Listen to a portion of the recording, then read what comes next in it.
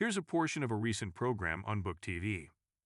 I'll set it up real quick. So as someone that's fairly in tune with different terrorist events, I try to be a student of warfare. Always a student of anything that I'm doing, but from my earliest days, a student of warfare, very interested in insurgencies and counterinsurgencies and special operations. And for some reason, at that early age, I always knew that my generation's war would have some connection to terrorism. So I'm studying all of those, anything I can possibly find on that. But so I was very aware of the embassy bombing, very aware of the headquarters and barracks bombing, but I wasn't that aware of what happened between those two events. And of course, we're losing servicemen during that time as well, and wounded during that same time. There were peacekeeping, and peacekeepers was the word of the day, of course, trying to maintain that neutrality in there, and which of course became impossible. What happened is that the Marines, being the symbol of American might, become that target. So, yeah, and I'll just add, we increasingly get sort of pulled into this domestic conflict because at its heart, it's a civil war that's taking place in Lebanon, and it's been going on since the 1970s with intermittent breaks and things like that, and so the U.S. goes there in an effort to help get the PLO out.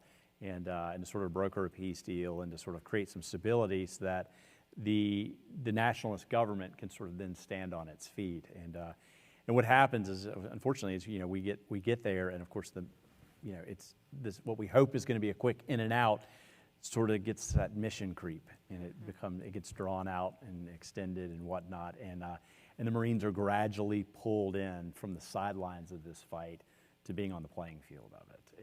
And of course, with that comes the bullseye that lands on their back. Well, and speaking of the bullseye and the jabs, your book leads up, and then we get to October 23, 1983. Can you share with the audience, for those who may not know or may not know all the details, because your book really goes into details, what happened on that day? yeah, well, it's a Sunday, which also tells us that the enemy's been watching us, because that's a day of rest, a little different than the other days. The Marines typically slept in a little bit. The rules were a little relaxed on those Sundays. So Sunday morning is when they plan this, and you hear about what happens, and you hear about a truck blasting by everybody and detonating and taking down this building.